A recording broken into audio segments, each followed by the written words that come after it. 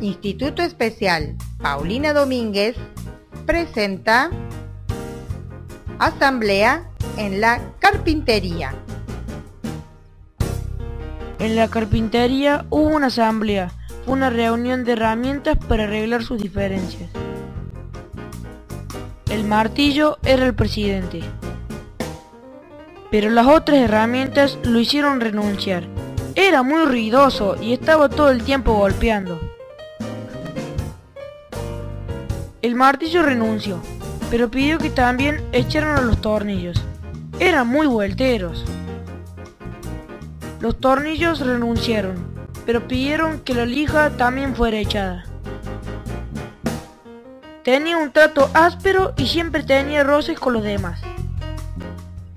La lija estuvo de acuerdo, pero pidió que entonces también se fueran las cintas métricas.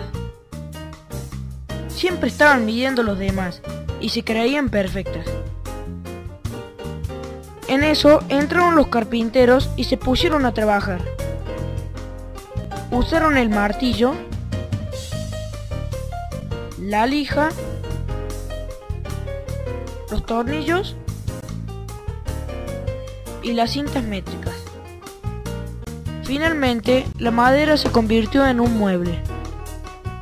Cuando los carpinteros se fueron, habló el serrucho y dijo: Señores, todos tenemos defectos, pero los carpinteros trabajan con nuestras cualidades y nos necesitan a todos. Eso es lo que nos hace valiosos. Todas las herramientas estuvieron de acuerdo y pudieron darse cuenta que el martillo era fuerte, los tornillos se unían y daban fuerza, la lija podía limar asperezas, las cintas métricas eran precisas y exactas. Entonces se sintieron un equipo y estuvieron contentos de trabajar juntos.